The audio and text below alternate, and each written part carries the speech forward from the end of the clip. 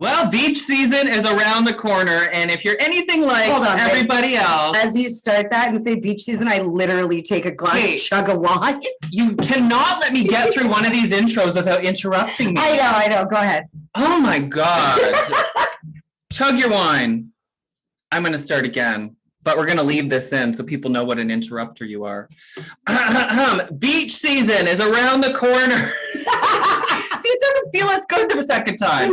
If you're anything like everybody else in the world right now, you've gotten a little squishier over the past year. So joining us today to help us and you get back on track is Jenna's real life personal trainer, Kia Khadem. Woo! A bit about Kia. He's a weight loss expert, personal trainer, and nutrition coach based in Toronto. But obviously, you don't have to be there to work with him. Just ask Jenna.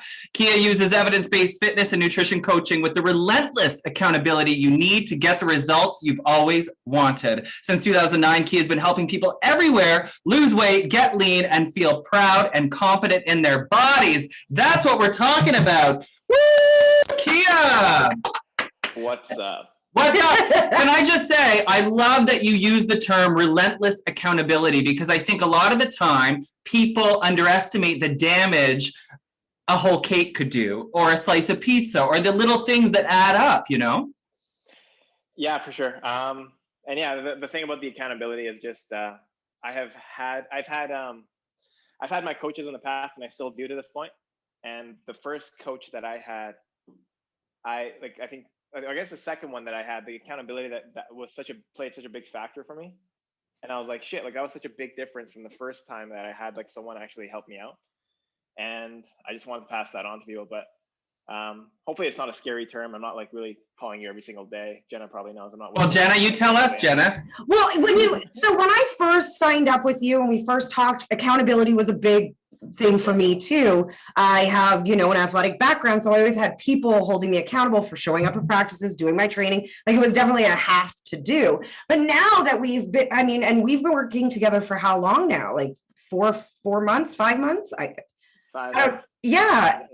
To me now, it's not necessarily accountability. It's more like coaching and partnership, someone to kind of go through it with you without judgment, where you're not competing against them. Because, a lot of people like to pair up with friends and go, okay, we're going to do this together. We're going to go to the gym. Yeah. But then it does become a little bit of a competition. And, it's just a different level of accountability, I guess. But now it's more of a mentorship in a sense, a guidance thing.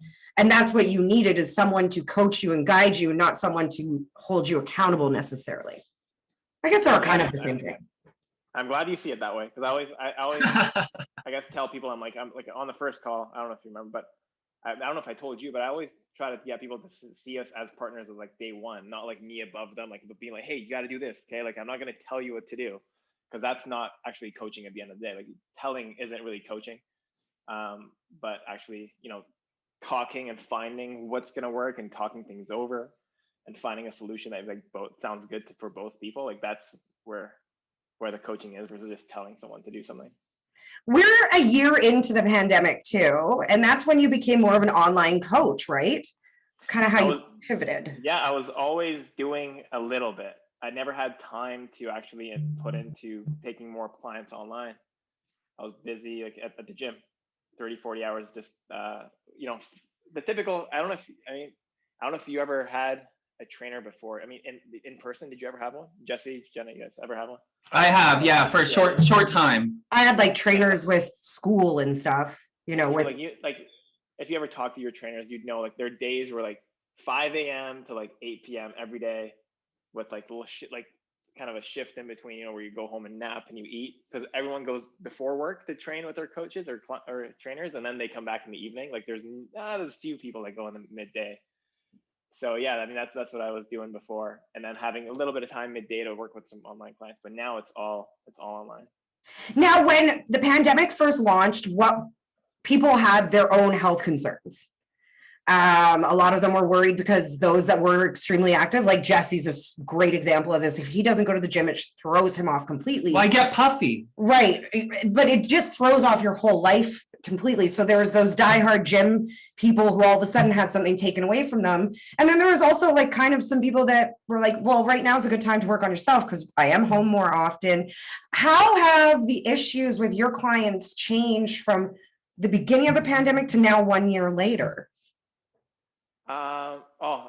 There are people like that, I guess, in a good way. All these people that that weren't really like enjoying exercise as much before. I think it's been crazy. I'm just so proud. Like everyone that, and not just my clients, but like everybody that I'm seeing like working out more at home. I think everyone realized, not just for my clients, but everyone else, how important like actual movement and physical activity is now because we were confined to our like house or homes and like. And it's doable. Yeah, and then they were like, "Hey, like, okay, I got to do something," and then, oh, this exercise thing isn't actually that bad. I actually feel a little bit better with it. Oh, cool. Well, and you know what? A connection there that we don't talk about enough is the mental health connection with physical. And this past year has been so stressful. So I think, to your point, a lot of people are realizing the mental benefits they get from it. Well, and the mental benefits that you get from having a coach like Kia, because he had to reprogram my way of how I thought about working out, because I had been, and even though I haven't played sports for so many years, I still had it in my mind, run till you puke, work out till you can't walk. And that's not a way that you're not going to be able to maintain that, right? Yeah, and then there was, yeah, exactly. There were some people like yourself who were like pro athletes before, or people who like loved going to Orange Theory or, F45, like doing crushing workouts. And then they're like, okay, like I can't get as intense of a workout at home. And then you're like, okay, like you don't even have to do that to begin with to get the results that you want. Like 99% of people don't need to do as much as they thought they need to do.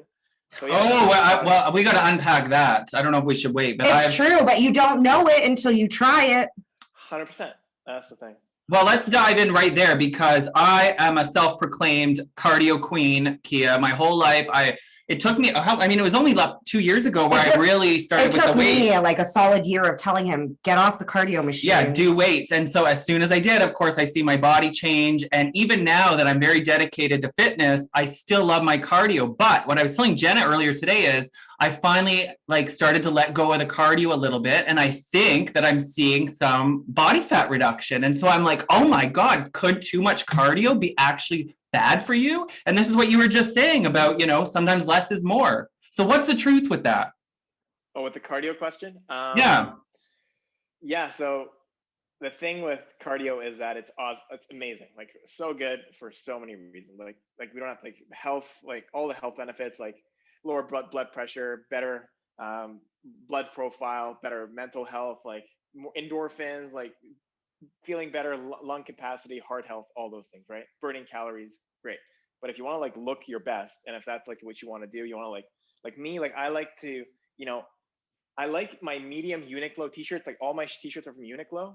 Like right now, it's not fitting me as good as I want. Like I want it to be slightly tight all the time, just slightly between medium and large. I don't know, your arms are looking pretty good to me, Kia. You want to show them a little bit, but not give away all the goodies at the same time. But if that's what you want, you want to actually shape your body, strength training burns calories too. You can also train in a way with strength training with weights where you can do circuits or complexes where you have dumbbells. For example, a complex is a sequence of exercises that use one piece of equipment. So a dumbbell complex would be 4 exercises that use a dumbbell, and you do that in a way that you're still getting that cardio effect as well. So you could still do that with weights, and you're getting a little bit of strength training in there as well, which is great. So you're still burning calories, you're still getting some cardio benefits there, you're strengthening your muscles and your joints, and you're getting all the other benefits that I talked about, mental health benefits, the cognitive benefits, endorphins and all that stuff. But what the difference is that the stress that you're putting on your muscles in terms of the weight that you're lifting sends a signal to the brain, especially as you're losing fat, that hey, we're losing weight here. Okay, take fat. See, I'm getting used here, right? So don't take me right now because I'm obviously being used. I'm needed, and so it kind of sends that signal to the brain that either you retain it, if you're depending on how far you are in your training journey, in the first year or two, you can actually build muscle as you lose fat, which is amazing. Like it's just this phenomenon that happens as you're eating less, you're burning fat, you can still build muscle.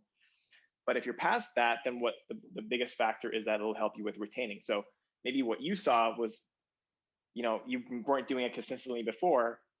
You were doing their cardio still, it sounds like, but then you added that strength training element in, and then you start to build some muscle, and so you saw more definition. Sure, like you may have burned more fat, maybe you were more active there, but also your muscle to fat ratio also got better too. You built some muscle. Maybe your fat percentage didn't even actually change. Like you didn't lose more fat, maybe, but your muscle percentage, Gain muscle. yeah. So you look more defined. Exactly.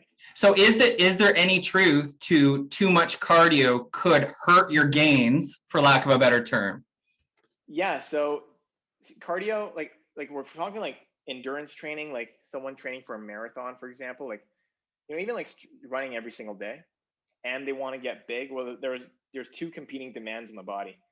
The strength training, you're sending a signal to the body, hey, we need more muscle to lift this. When you're doing lots of endurance training, you're saying, hey, like we want to be as efficient, economical as possible, to use as little amount of energy as possible while we're running or swimming or biking, for example. And this only becomes too much when it's literally when it's more than, I'd say 2 to 4 hours a week. If you're trying to build muscle as well, then there'd be kind of competing demands. But one literally is better if you have less muscle on you, because you're going to be more efficient at your endurance activity. But one is going to be more helpful if you have more. So that's where they're competing demands. But yeah, it could become too much if it's affecting your recovery, if it's taking away from the time that you want to put into building muscle. And also for a lot of guys, especially, women, I mean, not as much, because guys are like, oh, I want to get big. You don't hear that much from women. But then there's these hard gainer guys that are typically hard gainers, who are the skinny guys like I was when I was younger, but I was never eating enough. But I was playing all these sports. So what happens is that cardio can become too much, because you're actually eating, you're having less energy left over for muscle building purposes, because you're burning so much energy through the cardio effect as well. So in essence, your body holds on to the fat thinking I might need this as fuel, because you do. Well, is it kind of like how starvation works with food? If you don't eat enough food, your body goes into starvation mode. No, it's so that never actually happens, both of those things. The starvation mode thing is a myth, by the way. Oh, well, enlighten us. So you can. So what he's saying, Jenna, is you can starve and lose weight. This is an effective tool. But you wouldn't be able to gain muscle if you're starving yourself. You're not going to be able to gain muscle. No, for sure. No, but yeah, if you're doing too much cardio, too much, as I said, you got to define what too much is. If too much is impacting your recovery, and it's taking away from your strength training, and you're not actually able to if you're burning a lot of calories through exercise, then you're not actually having enough calories left over for building and repairing muscle, right? That's when it becomes too much. And if that's what you're doing over time, then you're going to be losing body fat. And if you're under eating and you're doing a lot of cardio, then guess what? You're not having actually a signal that we get from strength training to say, hey, let's retain this muscle now. So you're going to be losing muscle as well. And that's where that skinny fat look kind of comes from, is right. You're burning muscle and fat. Right. So is there a general rule of thumb for what you consider a good amount of cardio for someone to do within a week? I mean, on our program, I think it's 3 20-minute. Yeah, a week. Yeah, so you want to start with the least amount that gets you the most benefits. So minimal effective dose. So if it's just for fat loss purposes, then you always start with the least amount. And for most people, an hour a week is great to start off with. And then, so that's it's 320 minutes, 3 times 20 for Jenna. Let's get this an hour. And then if, you need to do more based on being, if you have a very sedentary job, if you want to be able to, not to say that, exercise is going to give you that free pass to eat as much as you want, but if you want to have more food, then yeah, you can actually up that exercise so that you don't have to cut your calories back as much if you're in a fat loss phase. Because food is 90% of this battle.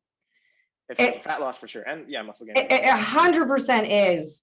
And when we first met, you said my calorie count daily was quite low, but because of the amount of protein, and this is what I found so interesting. So you said things like ignore carbs, ignore like everything, focus on calories and protein. And by doing that, I actually ended up having to eat a lot more than I normally did because I was eating more in like greens and fruits and stuff like that. And that was really hard, was actually the amount I needed to eat to achieve that low calorie goal, which for me, I will say it, I'm transparent, my 1,500 calorie goal target, while still achieving that massive amount of protein. Like I could not eat anything. What was your protein goal? 35 or 135 Well, yeah, I can't remember what, but grams of protein, I believe. yeah, that sounds about right. So anywhere between 0.7 grams per pound of body weight to about 1 pound per gram of body weight is what you want to shoot for. But we start on the lower end there. Because eating is such a huge part of it, the one thing, and again, like the benefits of getting an online trainer like you is that, you know, I was doing the calorie tracking thing for a while, and all of a sudden you're like, you know, you've fallen off, you're going back and forth between you and your boyfriend's house. Like, let's try something totally different. And now the nutrition plan, if you want to call it, that you put me on, which is simply like fill a bracket with protein, fill a bracket with veggies, is works so much better. So you're able to pivot with your clients, which is so important because not diets and like like they're not always meant for everyone. 100%. Yeah. So that's why it's nice to have someone like you that can help them pivot halfway through their goals and being like, okay, maybe this isn't working as much. Let's try something new. So then as a trainer, Kia, how do you figure out, particularly online, what's going to work for one person and what's going to work for the other? Because is it true that carbs, for instance, are not created equal? Like they may affect one person more than another? Or is that not true? No, that's true. I mean, and in terms of, you know, how they make you feel, for example, like I have one client that can just eat copious amounts and he feels better with them. Let's kill him. But he's carbs put me to sleep. Well, yeah, exactly. Same thing. Same with me. Like I need like a more moderate amount. Too low and I'll feel tired. And if I have too much at lunchtime, for example, I'll feel tired. So that's when you have to, you know yourself, and you know that's what we have check-ins for, and you know letting me know how you feel, because then we can adjust that. But then you start off with, you know, first the starting point is, let's start with what most people respond well with. Everything is a starting point when you start off with. Like there's no way for us to know what the best starting point is. Sorry, we can make an estimated guess to know, okay, we're in the circle somewhere here. And then as the weeks go on, we just focus that circle down a bit more to get, you know, more precise with what works and what people prefer. Which raises another very important point. And that is you need to be willing to give it time. 100%. Yeah. And, you know, sometimes people think that investing in someone like you is expensive. But since I have been able to pull my gym membership because I have everything I need to work out at my house or at my boyfriend's house. That's great. And also, like, when you think about it long term, the amount that you pay in gym memberships and fees.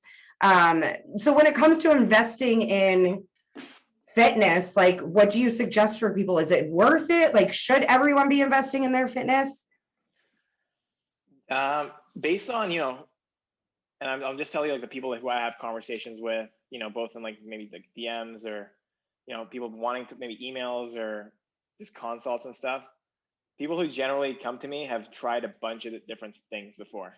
And the amount that they'll end up spending on, they haven't spent money on coaching, like having an actual like coach. They've spent a lot on like programs and, you know, like very, very cheap programs that are very cookie cutter, for example. Like, I'm not saying cheap is bad by any means, but I'm saying like cheap because like it's been like, hey, download this program and buy it for $20, and you know, you can't adjust it to yourself and all those things. That's what I'm saying. But they've done so many of that without the accountability piece, without the support when they need it, that over time they've probably spent, in terms of time, effort, and disappointment and, you know, frustration, by the time that they actually invest in a coach, they probably spent near that amount or more.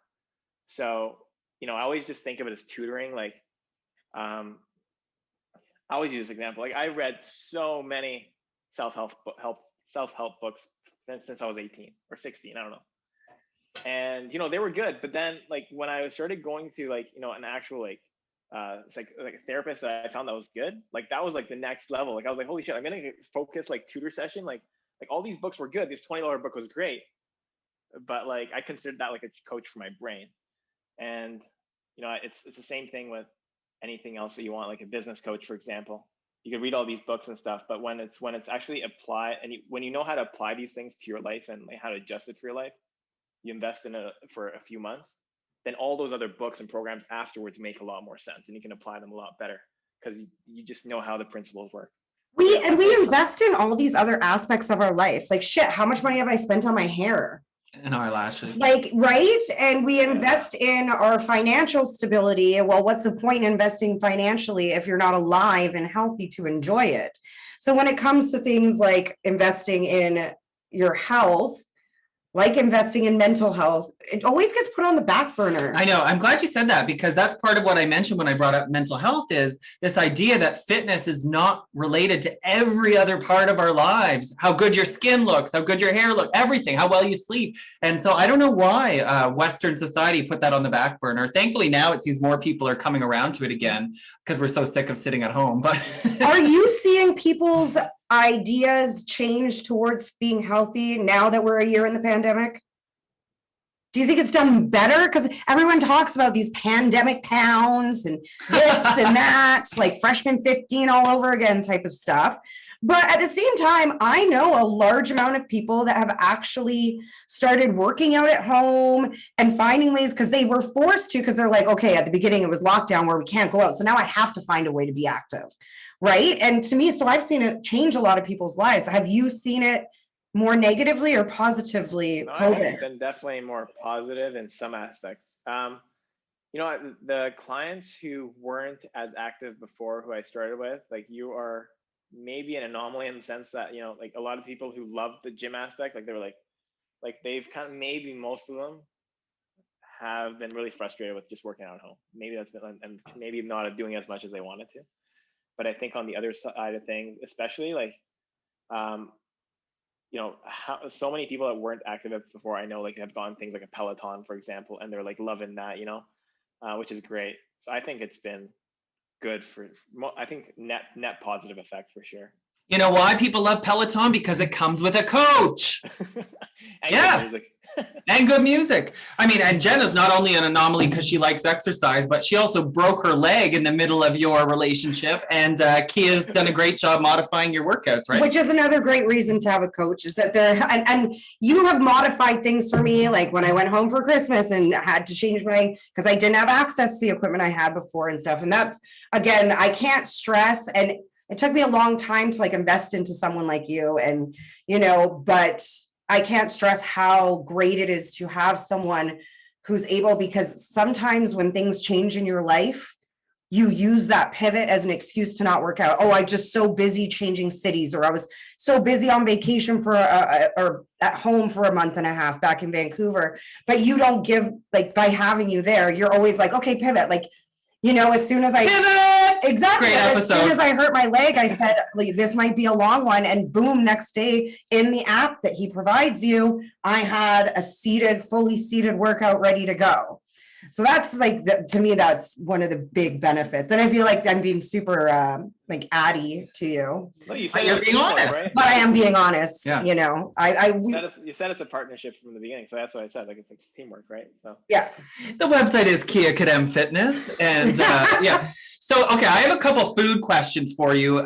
We mentioned carbs, how they affect people differently, but when it comes to fat loss, are calories created equal? Now, I'm not talking about healthy, what'll keep you from getting sick, but just fat loss. So could I lose weight eating just cake all day as long as I stay in my calorie quotient? Yeah, you could definitely. You could definitely eat Big Macs all day and lose weight for sure. It wouldn't be the easiest way to do it, because when it comes to, calories are just a unit of measurement. So yes, a calorie is a calorie, but we could get more nutrients, and those nutrients, or that calorie, could have different effect on our hormone and hunger hormones and our satiety hormones. So, for example, protein signals this hormone called PYY in our stomach that that signals fullness, that signals satiety. It doesn't, the other, if we're eating like the same amount of fat or carbs, for example, we're going to get those calories in. Sure, it's going to also fill up our stomach, but we're not going to get as much of a pronounced effect on those hormones to signal fullness. And can I just stop you right there? Because I experienced that firsthand when I discovered protein shakes, which I also have a question about. I was like, well, this is a shake. It's not going to fill me up. And I had it with a meal. And I'd never felt so full and so sick in my life. Like I had just stuffed myself. And I didn't eat that much, but it's because of how much protein was in my shake, giving me that full feeling. So 100% that's true. So yes, although you could. So as, for weight loss fat loss leads to weight loss. So, most people listening probably, if you want to lose weight, they probably want to lose fat, not just lose like a limb or lose muscle. Jenna. No. I don't recommend it. Yeah. But if one of the two things that you really want to control are, your three things, I guess, your hunger, your cravings, and your mood, for example, and your energy. So if you're only eating cake, for example, sure, you can lose weight, but you're going to be hungry pretty soon after having that cake because there's very little protein in it. Your energy is probably going to go up and down because there's just a lot of sugar just hitting you at once and burning pretty quick. Not going to really do much for satiety and cravings and hunger long term. And again, for you, we just talked, like me and Jenna don't feel that good on carbs. Like, so our mood and energy is going to be pretty bad too. So if those things are out of whack, like they're not optimized, then this process just becomes harder than it is. But yes, you could technically eat anything and lose weight. I think there's a big connection people need to make between satiety, is that the word to use? Great word. Satiationness? Yeah. Satiety. Fullness. There's a connection people need to make between other nutrients than just calories. Because I think a lot of people read calories and think, oh, this has X amount of calories, it's going to fill me up. But that's not always the case. So that's 100% true. Like that's the first step. So I took this from another coach, very true to a very large extent, but the amount of energy that you take in, the amount of calories will determine your body weight. So just your weight overall. But your weight. You want like this weight. Wait, like I just want to wait. I didn't mean that. Yeah. Damn. But the composition of what you were just saying, like the types of calories. So if it's like mainly fats or carbs or proteins, that will determine your body composition. So when Jenna was at some point earlier, she said, yeah, I told her to focus on calories and protein. It's because, if two people are eating the same amount of calories, if two people are trying to lose fat, the things that will determine how their body will look or how the results that they get will be based on their calories and their protein. So if their protein and calorie are matched, if one is eating more carbs, less fat, the other one is eating less fat and more carbs, well, they'll get the same results at the end of the day. But one will feel okay doing that and the other will be starving all the time. Well, no. So like someone like my client that I said who can eat a lot of carbs, he can have a lower fat diet and just eat more carbs. But as long as he's eating the same amount of protein as his doppelganger eating the same amount of protein and calories, those two things can be up and down however you want. So the number one thing is going to be the calories for sure. Because even if you have the best amount of nutrients coming in, if you're eating organic, grass-fed bison from I don't know where, and whole foods, like all the whole foods vegetables, even if you're eating too many of those calories, you're still not going to look the way that you want, because you're not going to be losing fat in the way that you want if you're not eating the right amount of calories again. So it's, because I was watching what I was eating and stuff, you really start to not want to waste your calories on things that aren't going to keep you full after a while. That's not wasting it though. No, it's not, Kia. I will say one of the best things he did right away was fit in how I can still drink wine and be okay. And I was like, that's really important to me. No, you got to do that. So there was this book called, it's on finance, by the way. Like, I wish I read it when I was 20. It's called I Will Teach You to Be Rich, but it's all about saving, really budgeting and saving. It's about getting rich slow. It's the opposite of what the title is. And the way that goes, it applies a lot to, eating and nutrition as well, because what you do is you figure out how much money you've got coming in and how much you're spending on fixed expenses, and, either anything else that you want to spend money on that you need to. and then you have this like fun money amount. So after you've have a little bit invested and have amount saved up, whatever is left over, go buy that, I don't know, the friggin' fidget spinner if you want. Like go buy, you know, A random thing to buy pick. like, yeah, like buy like whatever people think is wasting your money on. Cause he's like screw this thing where people are like, you know, don't buy like a latte or have avocado toast, because that like if you want to have it, go have it, but make sure like at least like that's, you have that amount allotted for it, right? So for everyone else too, it's like when it comes to nutrition, like make sure that you're, you know, you got to see how much you're expending energy wise, how much calories you've got to work with. Make sure you're filling up your nutrients, you're eating enough fruit and vegetables and all that stuff. If you got that stuff down, that 80% of that is whole foods and, you know, quote unquote good foods that we hear of. 20% of it, eat what like the funnest foods that you want, so that, you know, like but make sure that stuff is like really good though. Like I'm not gonna have like bad tasting wine. If I taste it, like, I'm not gonna finish it. You know what I'm saying? Like if it's gone bad, I'm not gonna. We don't waste anything over here. But what if it's gone? You know what I'm saying? But is alcohol, Kia, in the same category as junk food like cake? Clearly, I want cake. Because I have always heard that alcohol like prevents your body from burning fat because it's poison, so it sends you into this sort of like freak out zone. Is that true? So what happens with alcohol when we drink it is that it is such an easy fuel for the body to use that it will burn that off first versus going to our body's stores of fat, for example. So that's one of the things. That is how it blunts fat loss. But if you're in a calorie deficit, you can obviously still work it in, but the biggest issue with that is, you know, it really comes down to if you're drinking low to moderate amounts of alcohol, it has a big. Sorry, hold on. What's a low to moderate amount of, I'm actually curious. We were talking about this earlier because, you know, like sometimes you go to the doctors and they're like, well, how often are you a heavy drinker? How often do you drink? Now, we only drink one night a week. But maybe it's a lot. But it's a lot. Yeah.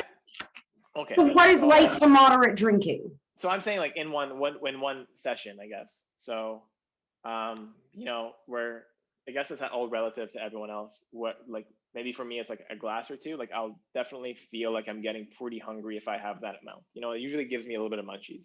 Mm-hmm. Anything more than that, like whatever it's been, anything more than moderate amount of drinking apparently doesn't have as much of an effect on making you hungry. But you're getting more calories in. And sugar. The drug. Yeah, so exactly. You're getting those, you know, the drawback. But the biggest effect on the downside with drinking is you got to watch out. Is it going to make you have more like fuck it moments, like where you're like, you know what? I'll have that slice of pizza. I'll try it again tomorrow. Because it lowers your inhibition to like stick to the things that you want it to stick to. That's the biggest like. Well, and there's the booze blues and the hangover munchies where you try to eat your hangover away. And then you miss your workout the next day, you know, and then you sleep worse, and you have more cravings because you didn't sleep well last night. It's just. And if you're over the age of 30, you're on a 2-day hangover. Yeah, 100%. Okay, what about intermittent fasting? This has been thrown around a lot over the past few years. What is it, and is there any merit to it? Just talk about fat loss and weight loss purposes. Yes, it's super helpful. Not because you know, not because your body goes into a fat burning mode or anything like that. You know, everything gets sensationalized when it comes to this stuff because that's what sells. You know, like I'm just like, they'll write an entire book about intermittent fasting and how it helps with fat loss, but at the end of the day, it could be summarized to one sentence, and that is that it limits your eating window and it gives you rules. So if you are someone that works really well with rules, and you like rules that, hey, I'm not going to eat before 12, for example, and I'm not going to eat after 8, and that works for you. Like you like that kind of, that's good because it limits snacking, for example, or that mindless snacking for the first few hours you're awake, and then after dinner, for example. So it helps to control calorie intake a lot if you're on a lower calorie diet, and that's relative again. But you know, if you have 12 to 1500 calories to eat, it might be more enjoyable to have that in an 8 or 10 hour, 12-hour period versus an 18-hour period where you wake up at 6 and you have something, and then you finished all your calories by 6 p.m. and you're still up by 11 p.m. still. So yeah, I do find it easier to starve in the first place. I was going to say, I think some human beings naturally just eat that way. Yeah. For example, when we used to work in the morning show, we were up at I was up at 3:30 in the morning. we're at work. We didn't get work done till like 10 at one point. Mhm. And then there was like a couple hours after. You're not really hungry. You're jacked up on caffeine at that point. So like you don't really eat until, well, dinner at 3:30 in the afternoon is when we were eating. Yeah. But you just kind of naturally eat that way, I find. And I naturally eat that way. I don't find myself hungry until 10 in the morning.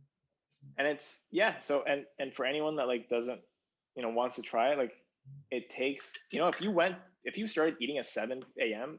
for 3-4 days in a row, the fifth day, if you don't eat at 7, you're gonna feel hungry because your body's kind of used to releasing certain juices to Right. help with the digestion of the food. Like it's getting prepared. It's on a little bit of a rhythm there. So if you don't do that again, if you eat like 7 a.m., if you're like, oh my God, I can't eat, if I don't eat at 7, I'm gonna like die. Well, don't just try it for a couple of days if you want to do it. By the third or fourth day, like you're not going to be as hungry at that point, or you Right. might not even be hungry again. I've seen people do intermittent fasting and it just did not vibe with them. They felt so sick all day, getting a headache before noon hit, blah, blah, blah. So if someone's thinking about it, what are some signs that they're like the right person? Do you know what I mean? Like if you're like to be like, take this quick quiz to see if intermittent fasting is right for you. What are some, if you're like, I don't know how to. I think you just have to, it's trial and error. That's my guess. What his Right. answer is going to be is everybody's different. You have to just try it. Yeah. And, first thing, it might increase anxiety in some people if it's depending on a shorter time span.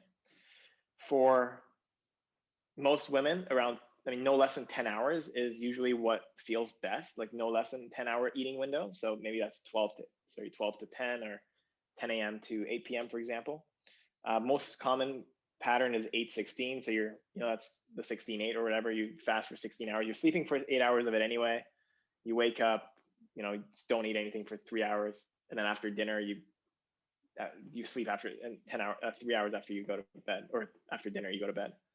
You don't have to start with, No, you don't have to start with what? Go ahead. Sorry, I'm getting excited. You don't have, so, you'll see like 16-8, like books and articles just like on, this is the way that you got to do it.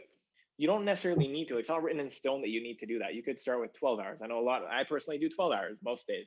So I eat from like 8 a.m. to 6 or 7 or 7 a.m. to 7 p.m. depending on when I wake up. If I wake up at 5, I'm going to be hungrier by 7:38. So you can do 12, 10, 8, whatever works for you.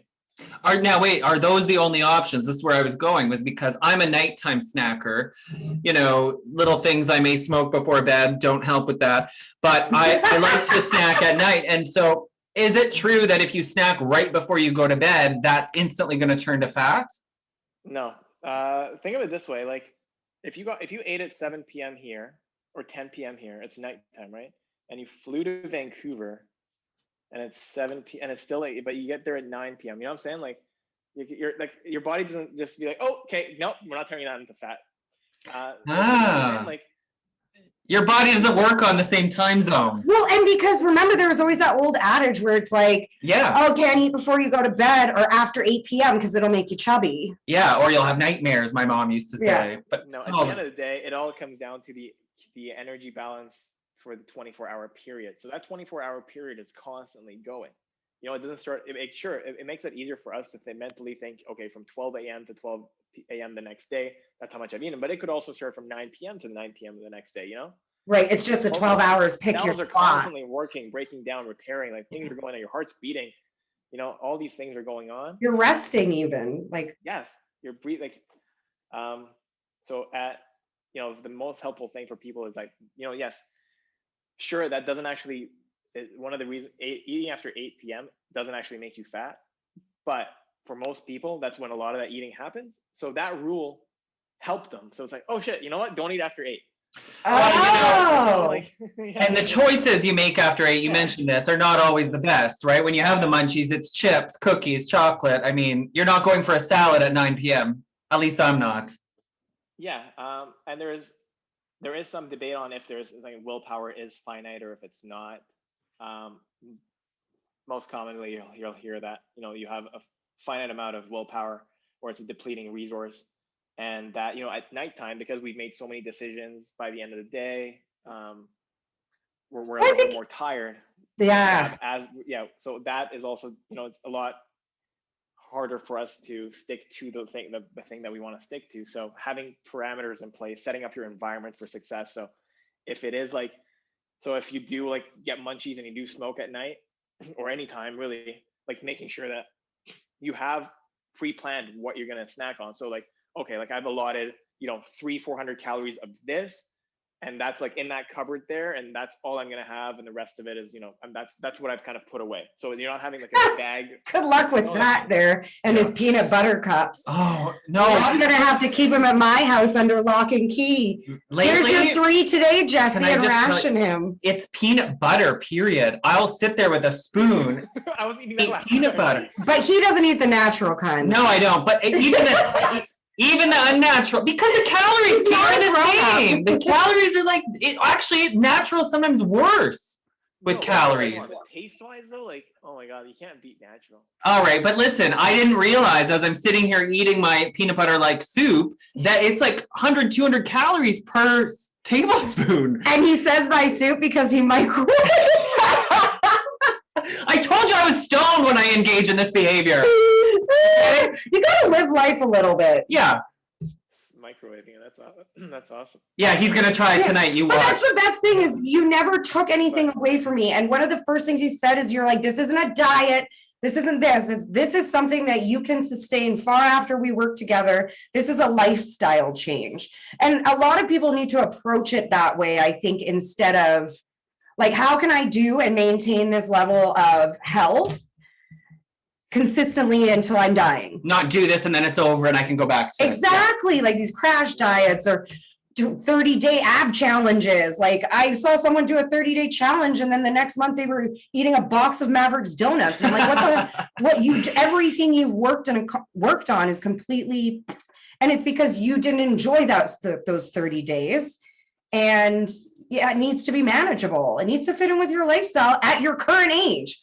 I had to realize I'm not an 18-year-old semi-pro athlete anymore. I am. So like all those things are great learning processes, and it's hard to learn that kind of stuff on your own. Yeah. So when you have someone who's a coach like you, it's really great because you point those things out. I always remember you saying like, Jenna, you're not training for high performance. Yeah. Like you're not gonna go and play nationals. Like you're just trying to feel good, look good, and make sure your old injuries don't make you into more of a cripple than I am right now. No. Okay, wait. Okay, 2 more food questions because I'm obviously got food issues. Salt and sugar. We all hear about sugar. It turns right to fat unless you burn it off right away. Is that? I'm trying to get to salt. It's not true. Okay, well, let me just finish it. I'm waiting for your question to finish. I know, I'm very long-winded, Kia, I'm sorry. And then the other thing is, this is the one that blew my mind, is recently chatting with a trainer at my gym, was that salt is actually so important for muscle building. Because salt, I mentioned being puffy, it's the wine, I know, but salt doesn't help. So I always try to stay away from salt when really salt is not as evil as sugar. Talk about salt and sugar. Okay. Both are not evil, and they're really good people and wow, good things. Yeah, I mean, sugar isn't as bad as as bad as people make it out to be. Thank God. Can we? I mean, do you want some more sugar, Jenna? Why is it like? I mean, if we're gonna talk about anything, I mean, I know we're drinking wine, and I have my wine rack over there. Thank God. And I love wine, but like the amount of effort and amount of like books and energy we're spending on sugar when we could spend it on the thing that literally kills people, and which is alcohol. Like right. Like you're saying like there's worse things out there for. Yeah, like why are we going on sugar-free challenges and sugar-free diets? Like why don't we ever you don't hear of like alcohol? You don't hear as many alcohol-free lifestyles or like diets other than like dry February or whatever. It's always for a little bit, and then it's like I'm gonna go back to binge drinking again and enjoying it. And it's always any meeting that you go to, it's alcohol, drinking alcohol, any little social, any Zoom meeting, anything that's social related or any work related, always has to have alcohol around it. But then you put a cupcake there. Oh my God, what the hell? But at the end of the day, just everything, all the carbs that we eat in their simplest form break down. And what our bodies and muscles use is sugar at the end of the day. They don't use quinoa. They don't use, sweet potato. It all breaks down into its simplest form, and then our body uses sugar in a pathway to build energy. And our brain, for example, uses glucose. And our blood, there's a reason why it's called blood sugar. We need an amount of blood sugar in there. Like, it's all these things are important. And salt is like the basis of our cellular membrane. I will add that it's interesting when you said that for high performance, because when I was playing soccer in Alabama and we were doing preseason like August, so it's like 150 degrees with like 200% humidity, at halftime they actually gave us salt pills. And a lot of the football players on the sidelines would drink pickle juice. Oh, that's good for a hangover. To like really help, because it's just electrolytes, right? It's no different than drinking Gatorade. Actually, Gatorade made the little salt pills. I called them my magical pills, because as soon as you went on the sidelines, took one of those and drank like a liter of water, all of a sudden it was like, woo, I felt like in Mario, where it's like, woo, woo, woo, like you ate the mushroom or something. And, and it was incredible, but those things were very, very important. And if you didn't have them, you could cramp. And I had one friend who ended up in the hospital with a full body cramp. Do you know how brutal that would have been?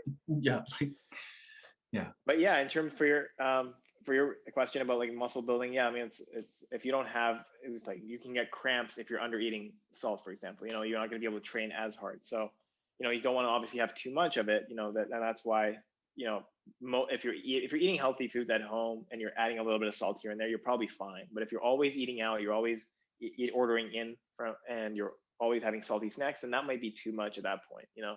That might have some negative effects. Everything, the dose is in the, the poison is in the dose. If a diabetic is on a diet that provides too much sugar, that's going to be dangerous for them.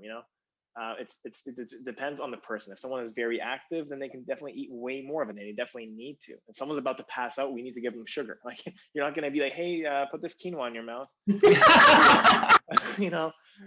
So, I love that. The poison is in the dose. That's a really interesting phrase. The poison's in the dose. Definitely stolen. But. Wow.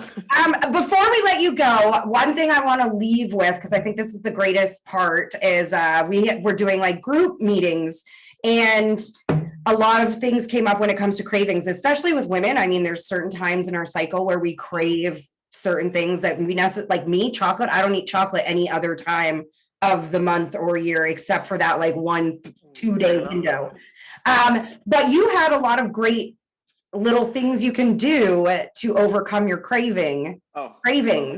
So please, what are like 3 of your top tips and tricks to do to help overcome your craving? Number 1, are we talking about like the menstrual cycle specifically, or just? No, just in general. Like, yeah, you said menstrual, like I mentioned menstrual cycle too, but you just have advice for people who generally just have a craving anytime. Jesse with his peanut butter. And chocolate. My sweet tooth is out of control. Right. So number 1 thing is the more that you restrict and you put foods off limits, the more that you're going to crave them and want them. So anytime that you think that you're cheating or that you're being good by not having a certain food item, you're probably just making it harder on yourself, because, hey guys, don't think of a pink elephant right now. Pardon? Don't think of a pink elephant right now. Are you talking about me? I'm wearing a pink shirt. Right now, you probably just thought, like, you probably can't control it, right? I said, don't think of it. And it's the same thing. Like, we're like, okay, like, I'm not going to think of that food that I have there, until the end of the week. So the less you make it like a big deal to have the food that you want to have, or the way better in terms of cravings. The more you normalize it, that it's around you. That's the first thing. Foods, like, make sure that you're getting enough sleep. Lack of sleep, I know it's like I know it's a cliche, but certainly does mess with your hunger and craving hormones, hunger hormones the next day, and you will have more cravings for higher calorie foods, because if your energy is low, the body knows that it needs to get high calorie foods in. It's a learned like response, right? Hence your hangover. Yeah, exactly. And definitely like a diet rich in like fluid intakes and protein can certainly help with that as well. Honestly, whenever I get like munchy feeling, I'm like, do I need to drink water? And I'll drink water first. And I'm like, I was really dehydrated. I wasn't hungry. And dehydration and hunger are similar feelings. Oh yeah, they're very like, yeah, they both people definitely do mistake them both. So it's really important. Like if you do get a craving for something, make sure it's a craving and not hunger. Like drink water, see if you still want it. you could definitely just do like 5 squats, literally do 5 jumping jacks or something active, and you'll just getting your blood flow going, just your heart rate up just a little bit can also reduce your cravings. Oh yeah. Have you ever gone to the gym like hungry as hell and then all of a sudden you're not hungry anymore? Yeah. So like cleaning your house, even like, I mean, right now you can't go to the gym, you know, just get up and clean your house, like the cravings will go away. Can't do that either, Kia. You can right now, yes, but you can, you know, you can like scoot around in your roller chair and like. I don't have a roller chair. Oh my god. Going up and down the stairs is enough of a workout. That was a big workout. Okay, speaking of workout, I know we have to wrap this up, but I have a burning question that's been bothering me at the gym because sometimes I'll see these guys, Kia, that are jacked, right? Huge muscle guys, and then they're doing the tiniest little weights, like 10 pounds reps. And I'm like, what is the secret here? I want to look like you, but I'm like killing myself just to get to 10, you know, because I want to grow. So what is it with these jacked guys doing light weights? You might be catching them at the end of their workout. Oh. It's a cool down. No, not a cool down, but generally what you want to do, you start off with, you know, at the beginning of the workout, that's when you're fresher, you're going to be using the heavier weights for the lower reps. And then there is some theory behind the fact that, you know, higher reps and getting that pump that bodybuilders chase, that burning sensation, that pump, that stress, that swelling can benefit hypertrophy or muscle building as well. So after they've done like the main thing, which is, you know, the biggest impact on muscle gain is actually progressive overload, lifting more weight over time, doing more reps. But after, you know, they've tired themselves out, they can still use lighter weights for higher reps and just completely just like use every muscle fiber in their body and get a pump as well. So it's kind of like, you know, the sprinkles on top of the cake, you know, at the end. You can still get big with light weights and high reps, but it's not as optimal and the easiest approach to get there. It's a little bit of a longer path. But you have to do so many reps to tire that muscle out. So what is the magic number? What do you give Jenna then? Is it 8? Is it 12? Is it 10? Because I always try to get to 12, and by my 12th, I'm like, can't do it. And I feel like that's good, but maybe my brother tells me. Oh, the number of reps? Yeah, my brother's like, no, you got to go down to 7 or 8 exhaustion. So the magic number is anywhere between 6 to 12 for most people. Some people will be outliers. And if you look at like on a bell curve, for example, right? Or a curve. Why do we call it a bell curve? It might be a bell curve. Because we're sick of hearing about curves. Right? The people that fall within that curve or under that curve, most people will be fine. Like we'll get the best benefits from between that 6 to 12 rep range. There'll be people that will fall a little bit outside of that will benefit from like a higher rep ranges. But yeah, like there is no set magic rep. So we play around with that rep range of between 8 to 12 most of the time. Like 70% of the time, research shows like you want to spend 70% of your time for muscle building purposes in that space. And the other 30%, you know, lower reps, higher weight to work on your strength, and a little bit sprinkling out in that 15 to 20 rep range or more. So if my goal is to, and I don't want to give away all your secrets because people should sign up, but if my goal is to grow muscle, higher weight, lower rep, that is, so maybe I should reduce it from 12. Well, yeah, I mean, 12 is probably like, you know, most 70% of the time, I wouldn't go higher than 12. So this is what you would do. You do something called you know, this is a progression model that works well for almost everyone. So if you have like a rep range that you work with, and if it says 8 to 12 in your program for like, I don't know, the bench press, for example, and you can do 100 pounds for 12 reps. Once you get to that 12th rep, you can do 12 reps with 100, increase that weight to 110, for example, and then drop down to 8 reps. Work your way back up then. Oh. And then you drop back down so that you're changing one variable at a time. Wow. Top end, increase the weight, drop back down, and then work your way up. And it's a really methodical way of just increasing your strength over time. Stronger you get over time, you're gonna build more muscle over time. And you know, it's good to just know like how much your potential is. And for most guys, you know, if you do everything right, eat right, train right, in your lifetime, you can build anywhere between 30 to 35 pounds of muscle for most guys. And you know, so like this is over a lifetime. So yeah, just a lot of potential. If you just started right now, like in the last year, I guess, it sounds like, I guess, but you have like a lot of room for improvement still. So like, don't like look at the other guys and be like, holy shit. Like most of the time, either these guys were like, remember the jacked guys in like high school, like the 16, 17-year-olds who were like They're just Massive. big guys. Like you look at The Rock, like the pictures of him in high school, the guy's like massive. Like he's bigger than most guys now. Either they were those genetic freaks when they were younger, or they've just been at this a long time. Yeah, you can't compare yourself to others. Yeah.